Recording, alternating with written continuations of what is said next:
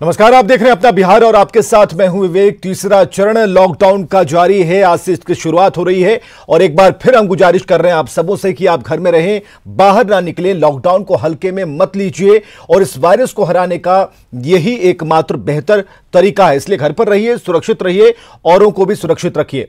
सबसे पहले जानते हैं कोरोना पर बिहार का अब तक का अपडेट क्या कहता है। तो आज से तीसरे चरण की शुरुआत हुई है। लॉकडाउन के तीसरे चरण की शुरुआत आज से शुरू हो गई है। इसमें बिहार को केवल 2 जोन में बांटा गया है। 2 जोन कौन कौन से हैं यह हम आपको बता रहे हैं। इसके अलावा एक इंफॉर्मेशन है कि बिहार में 5 जिले रेड जोन में डाले गए हैं। पटना, मुंगेर, गया, रोहतास, बक्सर, ये 5 जिले हैं जिन्हें रेड जोन में डाला गया है। इसके अलावा 33 जो जिले हैं उन्हें ऑरेंज जोन की श्रेणी में रखा गया है। बिहार में 517 मरीज कोरोना पॉजिटिव हैं, जिनमें 352 पुरुष हैं, 165 महिलाएं संक्रमित हैं। 123 संख्या है मरीजों की जो ठीक होकर स्वस्थ होकर घर लौट चुके हैं।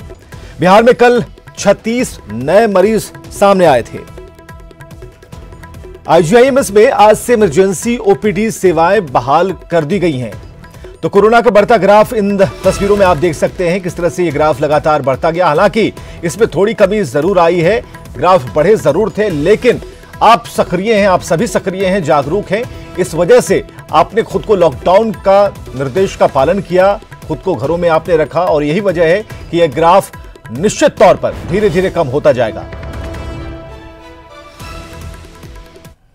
तो 40 दिन कम नहीं होते, लॉकडाउन के 40 दिन पूरे हो चुके हैं और आज से लॉकडाउन के तीसरे फेज की शुरुआत हो गई जो 17 मई तक चलेगा। हालांकि इस बार अच्छी बात यह है कि जिन जिलों में पॉजिटिव मरीज नहीं हैं, साथ ही जहां खतरा कम है वहां कुछ छूट दी जा रही है, रियायत दी जा रही है, लेकिन कुछ बंदिशें पहले की तरह बरकरार रहेंगी। मतलब कि घर से अगर बाहर जा रहे हैं तो शाम से पहले लौट आइए, क्योंकि शाम 7 से सुबह के 7 बजे तक आम लोगों का सड़कों पर मूवमेंट नहीं होगा और इस बार सरकार ने अलग अलग जोन के हिसाब से छूट देने का फैसला किया है। इसके लिए बीते शुक्रवार को गृह मंत्रालय ने गाइडलाइन जारी की। हालांकि बिहार सरकार ने केवल 2 ही जोन में बांटा इसे और इसे रेड जोन और ऑरेंज जोन में बांटा गया है।